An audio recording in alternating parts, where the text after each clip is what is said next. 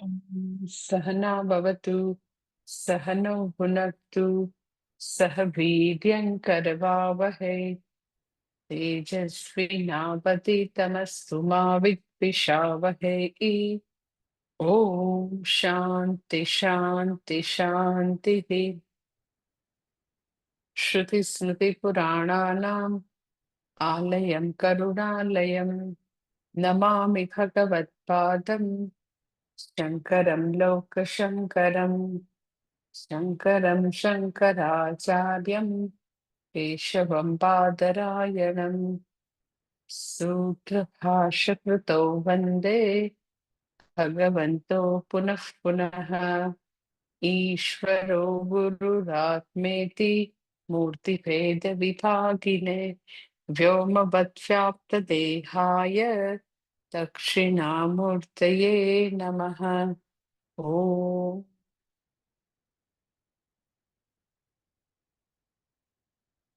भगवद गीता छठो अध्याय श्लोक नंबर 3। आरुरुक्षोर्मुनेर्योगं कर्म कारणमुच्यते योगारूढस्य तस्यैव शमः कारणमुच्यते।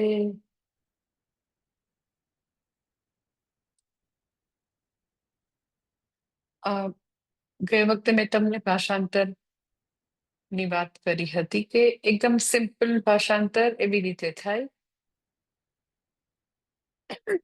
ધ્યાન યોગે અસમર્થ કર્મ કુર્યાત સમર્થસ્ય સંન્યસ્ય, આ ભાષાંતર છે. અને ધ્યાન યોગ એટલે અહીંયા આગળ અર્થ નિધિધ્યાસન લેવાનો છે, કારણ કે છઠ્ઠા અધ્યાયમાં નિધિધ્યાસનની વાત વધારે છે. એટલે અગર વ્યક્તિ શ્રવણ મનન કરે છે પણ હજી નિધિધ્યાસન કરવાની નું સામર્થ્ય નથી, એટલે કે છે ધ્યાન યોગે અસમર્થ.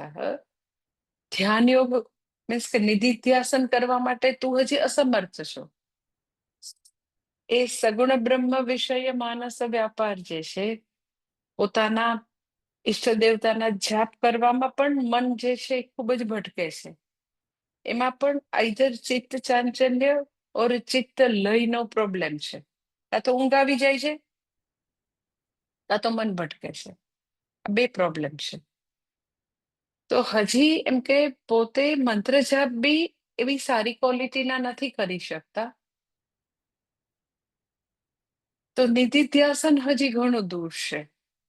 શ્રવણ મનન અને પછી અલ્ટિમેટલી નિધિધ્યાસન. એટલે અહીંયા ધ્યાન યોગ એટલે વધારે નિધિધ્યાસનની વાત છે. એટલે સપોઝ માની લ્યો કે વ્યક્તિ જે છે એનામાં હજી નિધિધ્યાસન કરવાની તાકાત નથી. શું ધ્યાન યોગે અસમર્થ, તો શું મારે કરવાનું?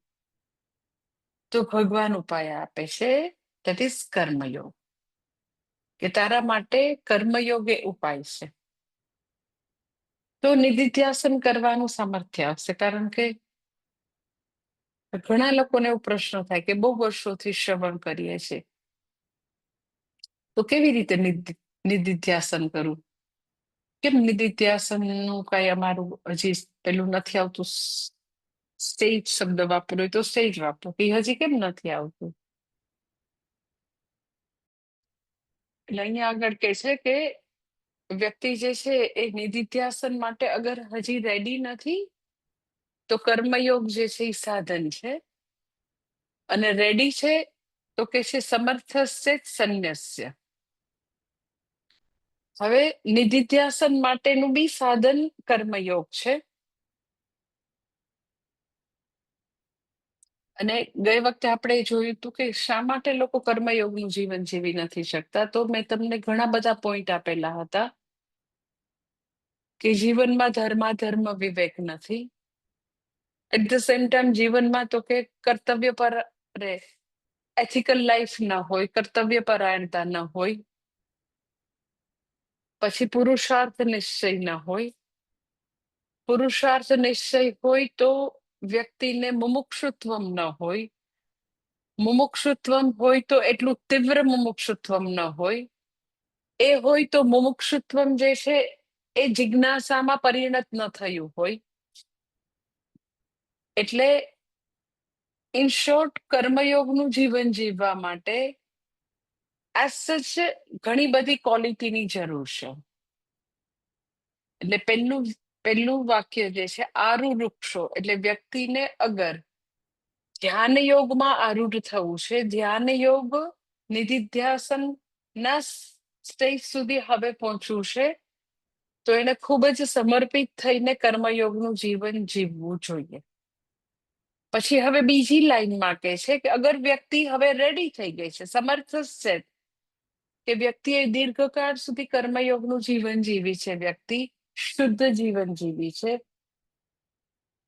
ધર્મનું જીવન જીવી છે, કર્તવ્ય પરાયણતાનું જીવન જીવી છે, અને હવે એ નિધિધ્યાસન કરવા માટે સમર્થ છે, પોતે જે કઈ શ્રવણ કરેલું છે એ પોતે ઓનઅપ કરી શકે છે. હવે એટલા દીર્ઘકાળની સાધના છે, શુદ્ધિ છે, ચિત્ત નૈશ્ચલ્ય છે, તો હવે એને શું કરવાનું? તો કે ઓકે, એ હવે સંન્યાસ લઈ શકે. તો અહીંયા આગળ એક સવાલ એવો આવે કે એનો અર્થ એમ કે વ્યક્તિએ કર્મયોગનું જીવન જીવ્યું છે, ગૃહસ્થાશ્રમમાંથી પસાર થઈ છે, પછીથી વ્યક્તિ કર્મયોગના જીવન પછી એનામાં એવું સામર્થ્ય આવે કે એ સંન્યાસ લઈ શકે. તો પ્રશ્ન એ થાય કે એવા ઘણા લોકો જોયા હશે અમારી જેવા તમે, કે એ લોકો ગૃહસ્થાશ્રમના જીવનને બાયપાસ કરીને સીધો સંન્યાસ લીધો છે. અહીંયા શું કહે છે કે કર્મયોગ તમને એવી પાત્રતા આપશે કે જેથી તમે નિધિધ્યાસન કરવા માટે સમર્થ બનો. અને કર્મયોગનું જીવન બહુ બધું માંગે છે. તો જે લોકો એમ કે 20 વર્ષે 25 વર્ષે સીધો સંન્યાસ લઈ લે છે, એનું શું? એ લોકોએ તો આવો કર્તવ્ય પરાયણતાનો, પછી એમ કે ખૂબ જ એવું પોતે બહુ બધા રોલ ભજવીને જે કર્મયોગના જીવનનો લાંબો પાથ તો પસાર નથી કર્યો. અને 20 વર્ષે સંન્યાસ 25 વર્ષે લઈ લે તો એ લોકોનું શું છે? એ લોકો નિધિધ્યાસન કરવા માટે, ધ્યાન યોગ માટે સમર્થ થઈ ગયા છે? તો એનો જવાબ એવો છે કે જે અંતઃકરણ શુદ્ધિ, ચિત્ત નૈશ્ચલ્યની જે પ્રાપ્તિ કરવાની છે, એ બધી સાધના જે છે એ ખાલી એક જન્મની નથી, એ જન્મો જન્માંતરની છે. એટલે વ્યક્તિ જે છે એનું જ્યારે મરણ થાય ત્યારે અધ્યાત્મના સંસ્કારનું ભાથું લઈને જાય, એ નાશ નથી પામતા. ઇનફેક્ટ આઈ ટેલ યુ, બધા જ સંસ્કારો ભેગા લઈને જાય. કોઈને બહુ જ ભોગ ભોગવવાના સંસ્કાર છે તો એ બી ભેગા લઈને જાય.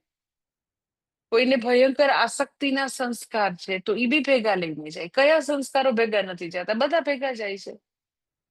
એટલે જે વ્યક્તિ બ્રહ્મચર્ય અવસ્થાથી સીધો સંન્યાસ લઈ લે છે, કર્મયોગનો જે લાંબો પાથ છે એ પસાર નથી કરેલો એવું આપણને દેખાય છે, તો બરાબર છે, એને આ જન્મે હવે એની જરૂર નથી. જરૂરી અંતઃકરણ શુદ્ધિ, જરૂરી પ્રિપેર્ડનેસ જે કંઈ છે એ બધું એને બહુ બધા જન્મમાં ટીપે ટીપે ટીપે ટીપે ભેગું કરેલું હોય. કારણ કે એસ જે વૈરાગ્ય જે છે એ કોઈ સામાન્ય વસ્તુ નથી કે બધા જ વિષયોની આસક્તિ છૂટી જાય, સગાવાલાની આસક્તિ, સિક્યોરિટી, પૈસા માટેની સિક્યોરિટી, એમાંથી સુખની ઝંખના, એ બધું જ છૂટી જવું, એ કોઈ એક જન્મનો પરિપાક નથી. એ બધા સંસ્કાર જે છે બહુ બધા જન્મના છે. એટલે જયારે વ્યક્તિ બ્રહ્મચર્ય અવસ્થાથી સીધો સંન્યાસ લે તો માનવું કે એને બહુ બધા જન્મોમાં અંતઃકરણ શુદ્ધિ માટેની સાધના કરેલી છે. અને અંતઃકરણ શુદ્ધિ રૂપી જે સિદ્ધિ છે, એ જે સાધના જે છે એ એટલી શીઘ્ર નથી, જલ્દીથી નથી પ્રાપ્ત થતી. નિયમ એવો છે કે કર્મથી જે સિદ્ધિ પ્રાપ્ત થાય, ક્ષિપ્રમ હિ ભવતી, એ કર્મજા સિદ્ધિ. કર્મજા સિદ્ધિ છે એકદમ ક્ષિપ્ર છે, જલ્દીથી મળે. પણ અંતઃકરણ શુદ્ધિ રૂપ સિદ્ધિ જે છે એ ક્ષિપ્ર નથી. એટલે જે લોકો સીધો બ્રહ્મચર્ય અવસ્થાથી સીધો સંન્યાસ લે તો એને બહુ બધા જન્મ શુદ્ધિ પ્રાપ્ત કરી હશે, ભેગી કરી હશે. અને બીજી વ્યક્તિની વાત છે, બીજી લાઈનમાં કરે છે કે યોગારૂઢસ્ય તસ્યૈવ શમઃ કારણમ ઉચ્યતે, કે વ્યક્તિ યોગારૂઢ થઈ ગઈ છે, વ્યક્તિ હવે નિધિધ્યાસન માટે રેડી છે. એને શું કરવાનું? શમઃ, એને સંન્યાસ લઈ લેવાનો. એનું કોઈ જ્વલંત ઉદાહરણ હોય તો બૃહદારણ્યક ઉપનિષદમાં યાજ્ઞવલ્ક્ય જે છે એનું જ્વલંત ઉદાહરણ છે. એમણે બહુ બધા વર્ષો પોતે ગુરુકુલમાં વિદ્યાર્થીઓને ભણાવ્યા, બહુ બધા યજ્ઞ યાગાદિ કર્યા, બહુ બધી તપશ્ચર્યા કરી, ઘણા બધા વર્ષો. અને જનક જેવા બધા એના શિષ્ય હતા. કેટલા બધા શિષ્યો હતા કે જેને એ આત્મવિદ્યા આપતા હતા, પોતે ગુરુ તરીકે ભણાવતા હતા. પછી જીવનનો પછી એક એવો તબક્કો આવે છે કે જ્યારે એ બધું જ છોડી છાડીને નીકળી જાય છે સંન્યાસ લેવા માટે. અને એ એકદમ જ ફેમસ એનો આખો પ્રસંગ છે બૃહદારણ્યક ઉપનિષદમાં, કે જ્યારે એ બધું છોડીને જઈ રહ્યા હોય છે ત્યારે એને મૈત્રી પૂછે છે, ત્યારે યાજ્ઞવલ્ક્ય એવો જવાબ આપે છે કે હું અમૃતત્વ માટે જ આવું છું. એટલે જ્યારે વ્યક્તિ ને હવે નિધિધ્યાસન માટે એકદમ રેડી છે તો એને બધું ક્ષમા કારણમ ઉચ્યતે, એના માટે સંન્યાસ જે છે એ જ યોગ્ય છે. એની જે બે પત્ની હોય છે, કાત્યાયની ને મૈત્રી, તો કાત્યાયનીને એ બધા પ્રોપર્ટીનો અડધો ભાગ આપે છે ને મૈત્રીને જયારે અડધો ભાગ આપે છે ત્યારે મૈત્રી એ બધો ખૂબ જ બધું ધન હોય છે, તો એ બધું ધન લેવાની બદલે એ બધા પ્રશ્નો પૂછે છે કે તમે મને આ બધું ધન આપો છો તો ધનમાં તમને જેની શોધ માટે જાઓ છો એ નથી, તમે અમૃતત્વની શોધ માટે જાઓ છો, તો ધનમાં અમૃતત્વ નથી? તો કે ના, ધનમાં અમૃતત્વની કોઈ પણ આશા નથી, જરા પણ એમાં કોઈ પણ પ્રકારનું અમૃતત્વ નથી. એટલે જ્યારે વ્યક્તિ નિધિધ્યાસન માટે ટોટલી પરિપક્વ થઈ જાય, રેડી થઈ જાય, તો એ સંન્યાસ લઈ શકે છે. પણ હજી એ રેડી નથી, એનું મન બધે ભટકે છે, હજી વિષયાસક્તિ છે, હજી સંતાનમાં એટલી આસક્તિ છે, ગૃહમાં આસક્તિ છે, હજી બધી ત્રિવિધ એષણાથી બદ્ધ છે, પુત્રેષણા, વિત્તેષણા, લોકેષણા, એટલી બધી એષણા એષણાત્રય જે છે એ બધી એષણાઓનું સિમ્બોલ છે. એટલે બહુ બધી એષણાઓ છે, બહુ બધા સંકલ્પો છે, બહુ બધું કર્મ છે, બહુ બધું કર્મફળ પ્રાપ્ત કરવું છે. તો ભગવાન કહે છે તો તારે હજી દીર્ઘકાળ સુધી કર્મયોગનું જીવન જીવ. પણ હવે તું આ બધામાંથી અગર મુક્ત છો અને નિધિધ્યાસન કરવા માટે સમર્થ છો, તો સમર્થ છે જ સંન્યાસ છે. અગર તું સમર્થ છો યાજ્ઞવલ્ક્યની જેમ, તો જ્ઞાન નિષ્ઠા માટે વ્યક્તિ તો કે સંન્યાસ લઈ શકે. આપણને એવું થાય કે અગર યાજ્ઞવલ્ક્ય ઋષિ જ્ઞાની જ હતા તો હજી બધાને આત્મજ્ઞાન આપી રહ્યા હતા ને પોતે જ્ઞાની જ હતા, તો પછી એના માટે શા માટે હવે પછી સંન્યાસ લેવાનો? તો એવું કે નિષ્ઠા માટે, જ્ઞાન નિષ્ઠા માટે. એટલે નિધિધ્યાસન કરીને એ નિષ્ઠા પ્રાપ્ત કરે, અને અગર નિધિધ્યાસન વ્યક્તિને કરવું છે તો એને એના માટેનું જીવન જે છે એ સંન્યાસ છે.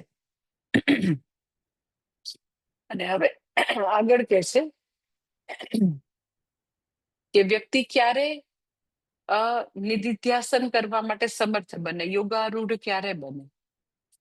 નિધિધ્યાસન કરવાની એનામાં શક્તિ, એનામાં એવી માનસિક એવી બધી એનું ઇનર ઇન્ફ્રાસ્ટ્રક્ચર રેડી ક્યારે થાય, એવી માનસિક શક્તિ ક્યારે આવશે? તો હવે ચોથા શ્લોકમાં એની વાત કરે છે. યદા હિનેન્દ્રિયાર્થેષુ ન કર્મસ્વનુષજ્યતે સર્વસંકલ્પ સંન્યાસી યોગારૂઢસ્તદોચ્યતે. એ છે યદા હિ ન ઇન્દ્રિય અર્થેષુ ન કર્મસુ અનુસજ્જતે તદા સર્વસંકલ્પ સંન્યાસી યોગારૂઢ ઉચ્યતે. આપણને એવું થાય કે એ વ્યક્તિ જે છે એ ખબર કેમ પડે કે હવે નિધિધ્યાસન માટે એ વ્યક્તિ લાયક છે? તો ભગવાન એનું ચેકલિસ્ટ આપે છે, એનું આમ ચેક કરવાના અમુક પોઈન્ટ આપે છે કે તમે તમારી જાતને ચેક કરી શકો. યદા હિ ન ઇન્દ્રિય અર્થેષુ ન કર્મસુ અનુસજ્જતે. વ્યક્તિને ન તો ઇન્દ્રિયોના વિષયો માટે આસક્તિ છે, ન તો કર્મ માટે આસક્તિ છે. તદા સર્વ સંકલ્પ સંન્યાસી. ત્યારે જે આવો સર્વ સંકલ્પ સંન્યાસી વ્યક્તિ છે એ યોગારૂઢ કહેવાય. કે વ્યક્તિ જે છે એને એવું ક્યારે ખબર પડે કે મારે બધું છોડી શકાય, હું સંન્યાસ લઈ શકું, હવે હું નિધિધ્યાસન માટે બરાબર પરિપક્વ છું? તો આવી 3 વસ્તુ કહે છે. પહેલું કહે છે કે એને વિષયો માટે આસક્તિ નથી. સેકન્ડ થિંગ, કર્મો માટે આસક્તિ નથી.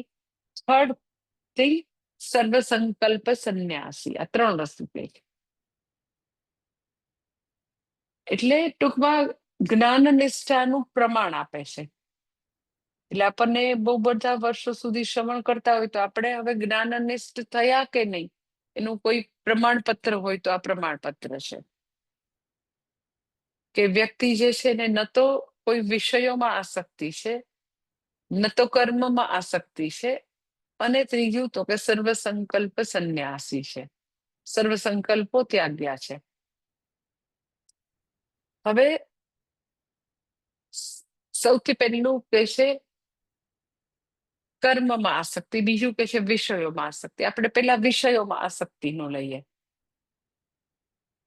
કે વ્યક્તિને વિષયોમાં આસક્તિ નથી. એકચ્યુઅલી ખરેખર પૂછો તો જે જ્ઞાનનિષ્ઠ વ્યક્તિ છે, સર્વ સંકલ્પ સંન્યાસી જે છે, એ જયારે સાધક હોય ત્યારે જ એની વિષયો માટેની લોલુપતા જતી રહી હોય. કેમ કે ખૂબ જ વિષયોની લોલુપતા હોય, બહુ જ ભોગેચ્છા હોય, તો એનો એ સાધક બની જ ન શકે, પોતે શ્રવણ મનન કરી જ ન શકે.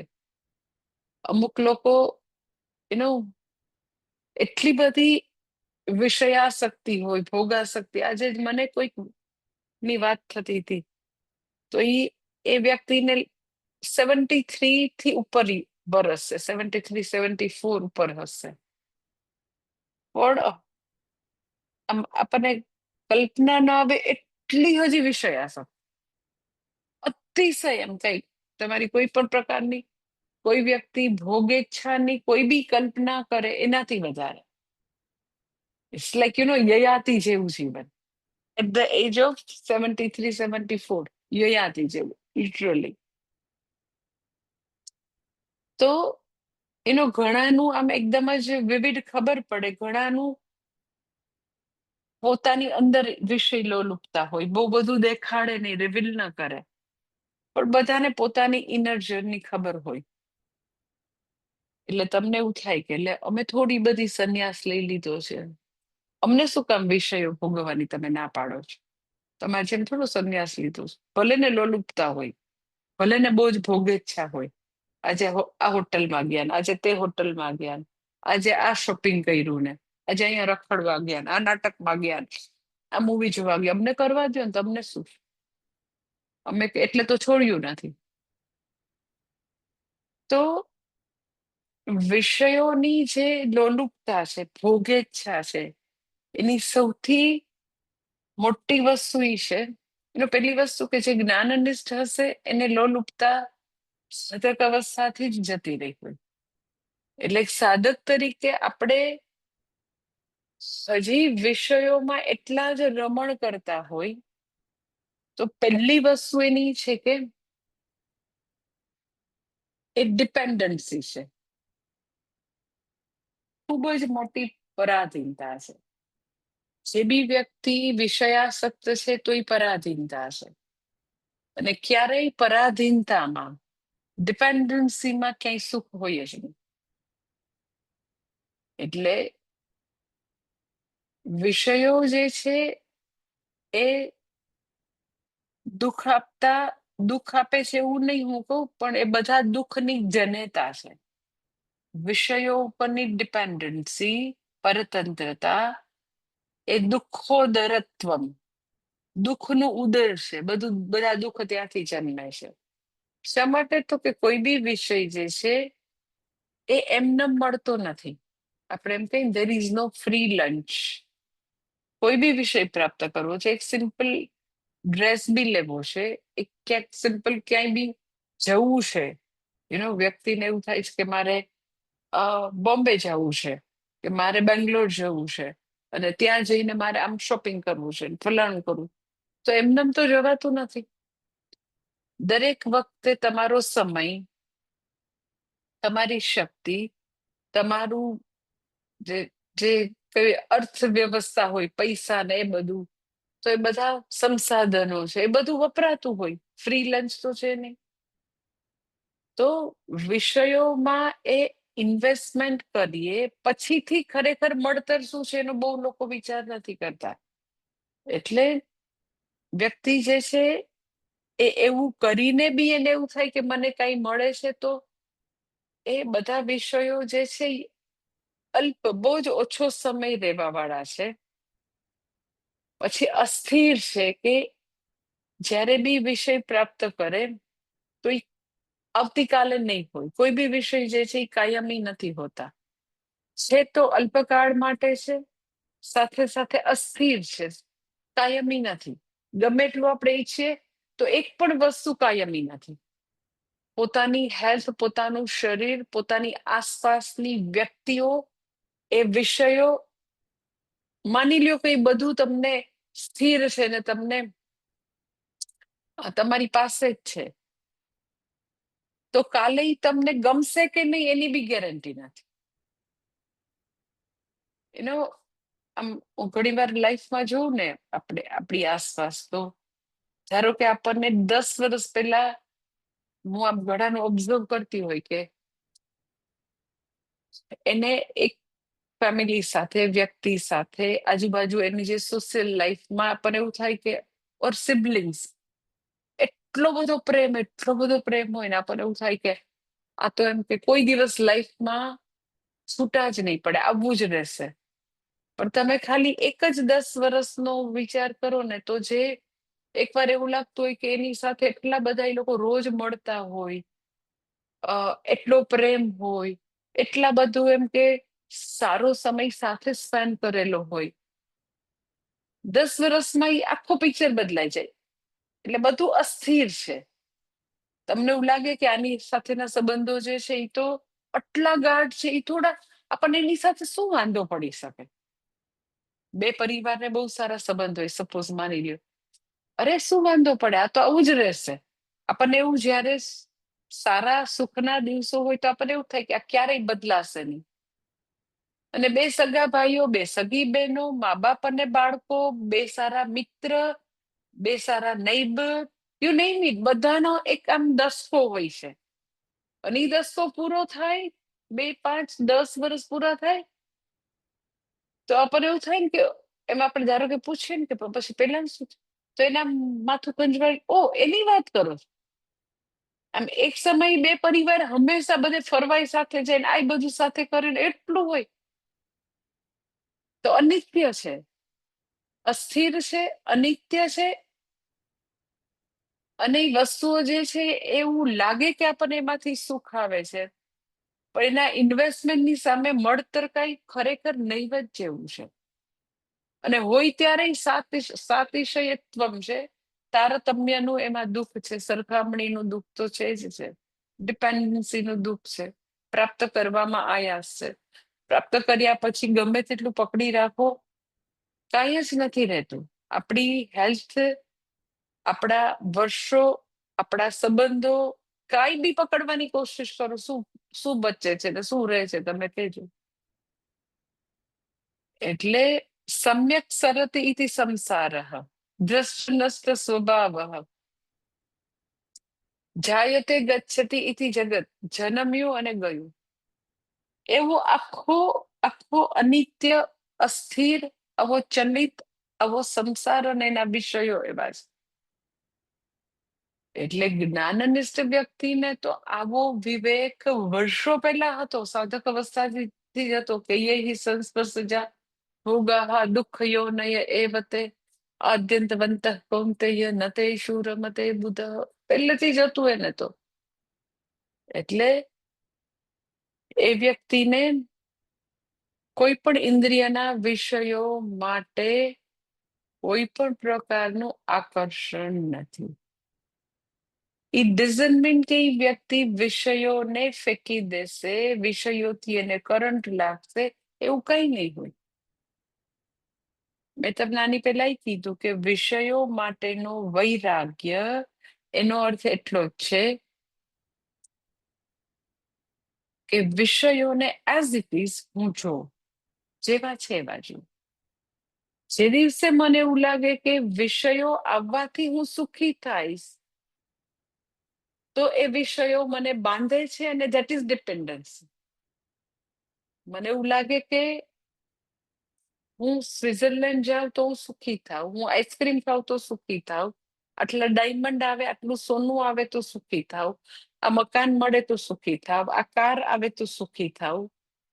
એ બધા વિષયો છે. કાર છે, મકાન છે, ડાયમંડ જ્વેલરી છે, આઈસ્ક્રીમ છે, સ્વિટરલેન્ડ છે. એઝ સચ સ્વિટરલેન્ડ મને બાંધતું નથી. મારી એવી ભ્રાંતિ મને બાંધે છે કે હું ત્યાં ફરવા જાઉં એટલે મને બહુ જ મજા આવે, સુખ થાય, રિલેક્સ થઈ જવાય, નિરાંત થાય, ઝંઝાળમાંથી છૂટું, શાંતિ થાય. સ્વિટરલેન્ડ જે છે એ ભગવાને બનાવેલી એક જગ્યા છે. તો તમે એ જગ્યાને એઝ ઇટ ઇઝ જગ્યાની રીતે જોવો, એક દેશ છે એવી રીતે જોવો. ધેટ ઇઝ વૈરાગ્ય, ધેટ ઇઝ ઓબ્જેક્ટિવિટી. તો એ મારા માટે વિષય નથી, બાંધવા પણ નથી. એટલે તમને એવું થાય કે વિષયોની નિંદા શાસ્ત્ર કરીને વિષયોથી ક્યાંક દૂર ભાગી જવાનું કહે છે, તો ક્યાંય ભાગી તો જવાયું છે નહીં, જ્યાં બી જાવ એ જગત જ છે. એટલે જગતને જગત રીતે રાખવું કે એને વિષયોમાં કન્વર્ટ કરવું એ આપણી ઉપર છે. આપણે એને વિષયોને વિષયની રીતે જ જગતને જગતની રીતે જ રહેવા દઈએ. In other word you can say ઈશ્વર સૃષ્ટિને ઈશ્વર સૃષ્ટિ રૂપે જોઈ અને આપણે એન્જોય કરી શકીએ. પણ હું ત્યાં જાઉં એટલે મને સુખી થાવ, હું એકદમ લકી કહેવાઉં. બહુ મારું તો એમ કે આખી દુનિયામાં મારી વાહ વાહ થઈ જાય. એટલે તમે જો કે તમને એવો વિચાર આવે કે શા માટે બધાને જ્યાં બી જાય તો ફટ બધાને પિક્ચર શું કામ શેર કરવા હોય? જેવા હજી તો આઈ ટેલ યુ કે પોતાની ઘરેથી નીકળે ને એટલે એરપોર્ટમાં એરક્રાફ્ટ હોય ને ત્યાં બહાર ઉભા રહીને સેલ્ફી લે. ઓલો ના પાડે કે આ સિક્યોરિટીના રીઝનથી અહીંયા એરક્રાફ્ટ પાસે ઉભા રહીને સેલ્ફી ન લેવાની, અંદર એટલા જઈને ફોટા લે. એટલે એકવાર હું કોઈને પૂછતી હતી ને, એર હોસ્ટેસ ને કે કોઈને પૂછતી હતી, મને યાદ નથી, મેં કીધું કે આ લોકો જયારે ઉતરવાનું હોય ને પ્લેનમાંથી, તો મેં કીધું કે કેમ આટલી અશિસ્ત કરે છે? ઓલી પૂછતી હતી એર હોસ્ટેસ ને. હા, એટલે એમ કેવું હોય કે ધારો કે મારી 2 નંબરની સીટ છે ને પાછળ 3 છે, પછી એના પછી 4 છે, પછી 5 છે. હા, તો કાયદેસર રીતે 5 નંબરની સીટ વાળાએ કઈ મારી સીટ હોય 2 નંબરની, મને લગભગ મારી પહેલી જ સીટ હું લઉં હંમેશા પહેલી, એટલે ફટાક કરતું નીકળી જવાય, કોઈ યારે માથાજીક જ નહીં. લગભગ હું એક નંબરની વિન્ડો જ લઉં. તો મારી પાછળના આઈ ટેલ યુ 5 થી 10 રો સુધીના ધસી આવે સીતા. તો હું એરોસ્ટેસ ને પૂછતી આવું કાં કરે આ લોકો? એમ કે હું અહીંયા પેલી રો માં બેઠી છું તો અહીંયા બેસવા માટે આવી છું, મારે નહીં ઉતરવું હોય? બધાને ઉતરવું જ હોય ને, તો તમે શું કામ ધસી આવો? તો શી ટોલ્ડ મી કે માતાજી એ મને કે અત્યારે એમ કે અમારું ઓબ્ઝર્વેશન એવું છે કે પ્લેનમાં દરરોજ 50% મુસાફર એવા છે કે જે ફર્સ્ટ ટાઈમ મુસાફરી કરે છે. ફર્સ્ટ ટાઈમ, એવરી ટાઈમ, કે દરેક વખતે 50% પહેલી જ વાર બેસે છે. એટલે એને કોઈ ભાન નથી, કોઈ એવી એવી પ્રકારની અશિસ્ત છે. આમ બી ઇન જનરલ ભારતના લોકોમાં તો એવી કોઈ લાઈનમાં જવું, પછી એમ કે આપણો ટર્ન આવે એવું તો કઈ હોતું જ નથી. ધક્કા મૂકીશ તો કેટલા માટે આવું કરે છે? એટલે યુ નો કે ઈ પ્લેનમાં એટલી બધી સેલ્ફી લેશે, અંદર આવીને બારે ઈ વિંગ્સ પાસે ઉભા રહીને એટલી બધી સેલ્ફી લે, એટલી તમને ક્યુમાં તમને તકલીફ પડી જાય એટલી બધી લેશે. પછી ઈ એના પેલામાં શું કહેવાય સ્ટેટસમાં મૂકે, એના ઇન્સ્ટાગ્રામમાં વોટેવર બધે મૂકે, on the way to Bombay, on the way to Delhi, whatever. પછી અહીંયા જ પહોંચીને એવી રીતે કોઈ કરતું હશે ને તો યુ નો કેટલા બધા એનાથી ક્રાઇમ થાય છે કે ઈ વ્યક્તિ ત્યાં પહોંચી ગઈ હોય એટલે અમુક લોકો એનું સ્ટેટસ ને બધું જોતા હોય ને, ચોર લોકો, તો એ હોટલમાં એકલી હતી તો કોઈને લૂંટી ગયા. કે પછી ત્યાં તમારા થોડા સગાવાલા હોય બધે, તમારું પોતાનું નોન ગ્રુપ તો ન હોય, પણ એને આખા ગામમાં તમે સ્ટેટસ મૂક્યું હોય તો એવું શું કામ કરવું પડે? તમે મને કહો. કે સતત તમારે ફોટા શેર કરવા પડે, સતત શેર કરવા પડે, બીકોઝ તમને એવું લાગે છે કે હું પ્લેનમાં મુસાફરી કરું એટલે હું સુખી, હું આવી રીતે આવા આ ડેસ્ટિનેશને પહોંચી જાઉં, ફલાણી ઢીકણી જગ્યાએ, આ ધોધમાં, ને અહીંયા આગળ નાયગરા પહોંચી ગયો, અહીંયા અમેરિકા એમ પહોંચી જાઉં એટલે હું મહાન સુખી, અને હું મારી વ્યક્તિ સાથે આવા પિક બધાને કરું એટલે અમે પતિ પત્ની આટલા સુખી, અમે બાળકો સાથે સુખી. હવે એવા ઝઘડતા હોય ખાલી પિક લેતી વખતે એ બધા આવા સરસ મજાના ફેસ કરીને પિક લઈ લીધા હોય. તો શા માટે એ બધું કરવું પડે? કારણ કે આઈ ટેલ યુ આખી દુનિયામાં બધાને એવી ભ્રાંતિ છે કે એ સ્થાન વિશેષ છે, એ સુખ છે, એ વિષયો સુખ છે, એ વ્યક્તિઓ સુખ છે, એવું બધાને લાગે છે. સો ન તો મને સંબંધોનો વિરોધ છે, ન તો પૈસાનો વિરોધ છે, ન તો સ્થાન વિશેષ છે, ન તો મને કોઈ વાહન વિશેષનો વિરોધ છે. હું ખાલી એટલું જ કહું છું કે વાહનની રીતે જોવું, દેટ ઇઝ ઈશ્વર સૃષ્ટિ. અમેરિકાને અમેરિકા રીતે જોવી એ ઈશ્વર સૃષ્ટિ છે. પણ લોકોને અમેરિકા માટેનું એટલું ગાંડ પણ હજી બી છે. કેટલા એવા લોકો હશે, એવી લૂંટેરી દુલ્હનો હશે કે ખાલી ને ખાલી સિટીઝન છોકરો હોય એટલે પોતાનું ગ્રીન કાર્ડ થાય એના માટે લગ્ન કરતા હોય, અને 3-4 વર્ષ 5 વર્ષ જે કઈ ગ્રીન કાર્ડ ન થાય ત્યાં સુધી નાટક કરીને એ રહી લોકો, બીકોઝ એને એવું લાગે છે કે અમેરિકા એટલે સુખનો દરિયો. એટલે તમે જો કે એ કેટલી બધી વસ્તુઓ માટે આવું સુપર ઇમ્પોઝિશન છે. That is the problem. વિષયો એઝ સચ પ્રોબ્લેમ નથી. એટલે હું તમને કહું કે કાર એઝ સચ પ્રોબ્લેમ નથી, પણ મને એવું લાગે કે કારથી હું સુખી તો એ પ્રોબ્લેમ છે. દેટ ઇઝ વિષય, દેટ ઇઝ એને જ બાંધવા પણ કે દેટ ઇઝ ફૂલ ડિપેન્ડન્સી. એટલે અહીંયા એવી વ્યક્તિની વાત છે કે યદા હિ ન ઇન્દ્રિય અર્થેષુ ન કર્મસુ અનુસજ્જતે. એને ન તો વિષયોમાં કોઈ પણ પ્રકારની ડિપેન્ડન્સી કે આસક્તિ છે, ન તો કર્મમાં. વિષયોમાં આસક્તિ નથી એટલે શું? તો કે એને એવું ભૂલથી બી એવું સ્વપ્ને બી એવો ખ્યાલ નથી કે ઓકે સંબંધો જે છે ને એનાથી હું બહુ સુખી થઈ જઈશ. એટલે ઇનવેરિયેબલી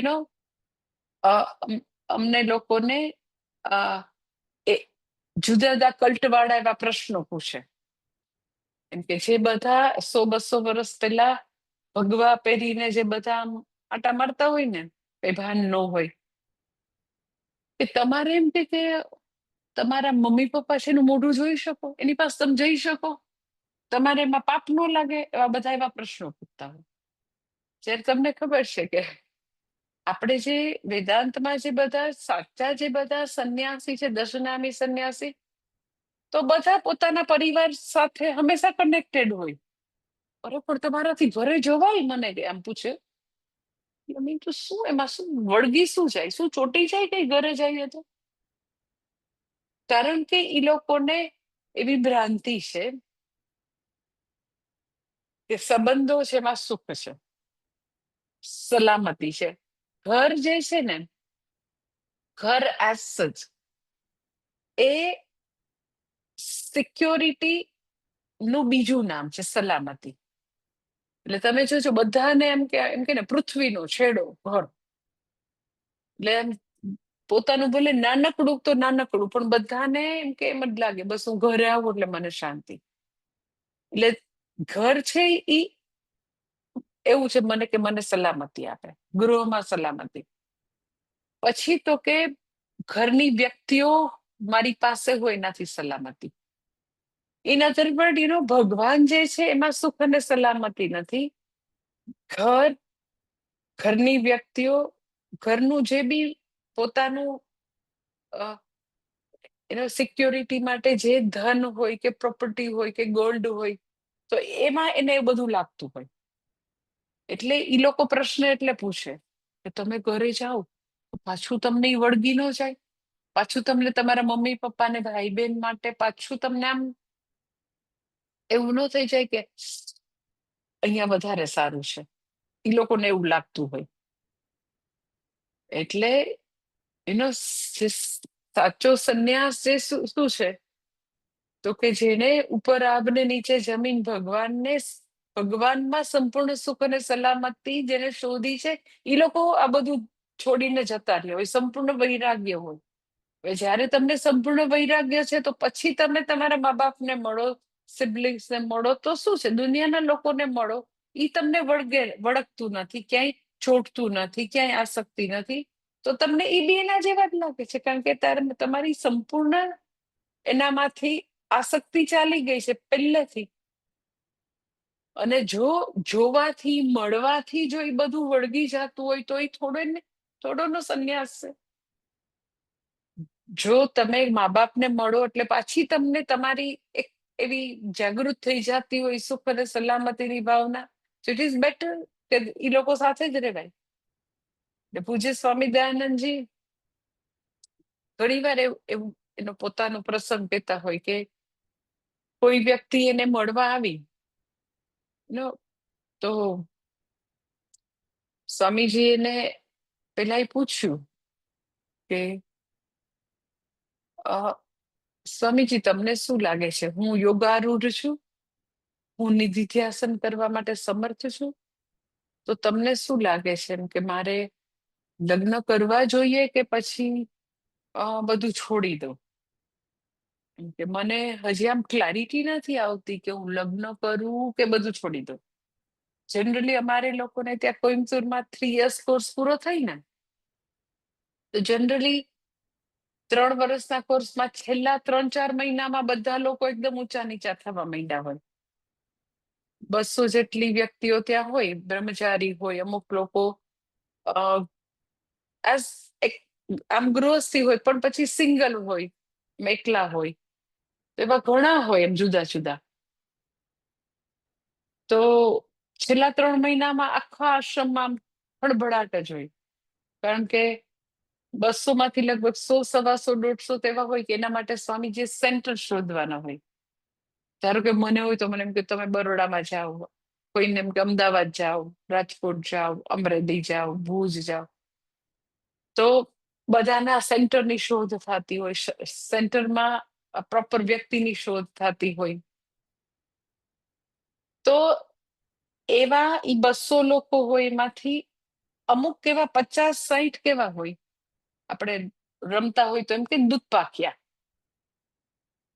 ક્લેરિટી ન હોય, એને ક્લેરિટી ન હોય જરાય. એટલે એ સ્વામીજીને પૂછવા જાય કે સ્વામીજી હું સંન્યાસ લઉં, તમે મને સેન્ટર આપશો કે હું લગ્ન કરું? તો immediately you should gate married. I will find out the match for you. I will find out job for you. આમ ફટાકે ને કહી દે. જેને હજી એવો સંશય છે કે મારે લગ્ન કરવા કે પછી છોડી છાડી દેવું અને સંન્યાસ લેવો, તો સ્વામીજી ફટાકે ને એમ જ કે ચલ ચલ ચલ, લગ્ન બહુ જ સારા, બહુ જ એમ ગૃહસ્થાશ્રમ જેવો આશ્રમ એ કઈ નહીં, બેસ્ટ. એટલા ગૃહસ્થાશ્રમના વખાણ કરે અને એમ કે હું તમને સેટ કરવા મદદ કરીશ નોકરી કરવાનું. કારણ કે 3 વર્ષથી એ પોતે દુનિયાથી પેલા મીન્સ કે કટ ઓફ હોય ને, પછી જ 200 માંથી વળી બીજી કોઈક વ્યક્તિ આવે અને એમ કે હું બધું છોડી છાડીને મારે તો હવે ઋષિકેશમાં તપશ્ચર્યા જ કરવી છે અને મને સંન્યાસ જ લેવો છે. તો સ્વામીજી કે બરાબર છે, સંન્યાસ જ બેસ્ટ. તમને અનુષ્ઠાન કરવું છે ને, લાઈક એક કોઈક વ્યક્તિ મને યાદ છે એમ કે આવી મારે પુરસ્ચરણ પેલા કરવું છે 1 વર્ષ, ગાયત્રી મંત્ર 24 લાખ મંત્ર કરવા છે અને પછી મને સ્વામીજી દીક્ષા આપો, પણ હું 1 વર્ષ પુરસ્ચરણ કરી લઉં અને મારા માટે સંન્યાસ નક્કી જ છે સ્વામી. સ્વામીજી કે બેસ્ટ, સંન્યાસ જ બેસ્ટ છે, પુરસ્ચરણ કરી લે પછી હું આપીશ. પણ એમ થાય આવું થોડી તમારે કરાતું હશે. ઓલાને તમે કીધું લગ્ન જ બેસ્ટ છે અને આને તમે આવી રીતે કહો છો કે તું સંન્યાસ લઈ લે. એટલે વ્યક્તિ જે છે મને યાદ છે મારા માટે પૂજ્ય સ્વામી દયાનંદજીએ મારા પેરેન્ટ્સને એવું કીધું હતું, શી ઇઝ ઓલરેડી સંન્યાસી, તમે કયો તો હું સંન્યાસ આપી દઉં.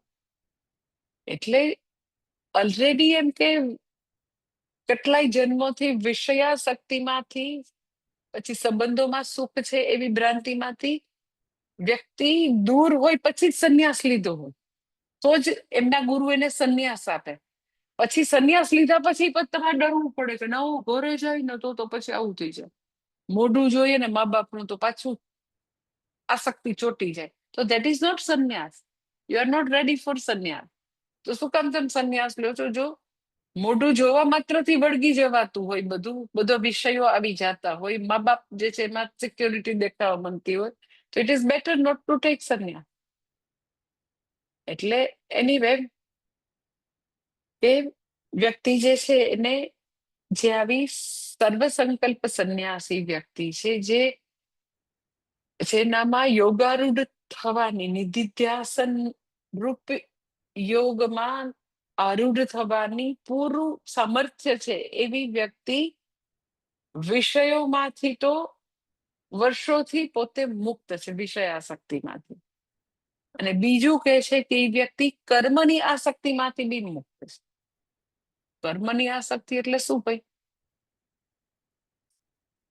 તો કે વ્યક્તિ કર્મ ક્યારે કરે?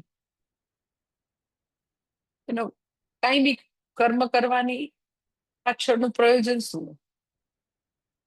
ઈચ્છા હોય તો જ ને.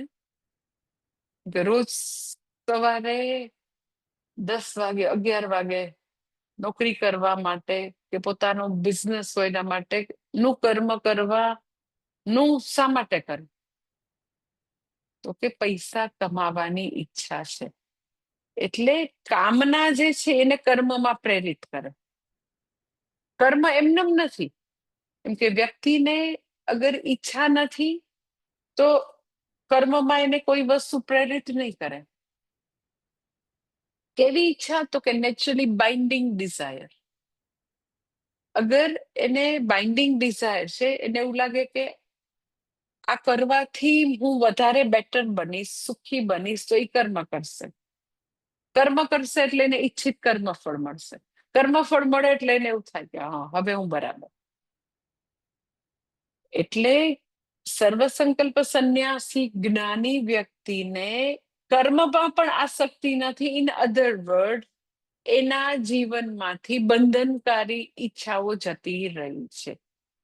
કર્મો કઈ કરતી જ નથી. કર્મો કરશે, નોન બાઇન્ડિંગ ડિઝાયર છે તો કર્મો તો કરશે, પણ બાઇન્ડિંગ ડિઝાયર ચાલી ગઈ છે. બાઇન્ડિંગ ડિઝાયર એટલે શું? તો કે આ કરવાથી મને સુખ થશે. એટલે એવી ઈચ્છા જેનો જન્મ અપૂર્ણતામાંથી થયો છે અને એને કારણે જે કર્મો થતા હોય એ કર્મો એના જીવનમાં નથી. એટલે કે છે યદા હિ ન ઇન્દ્રિય અર્થેષુ ન કર્મસુ અનુસજ્જતે.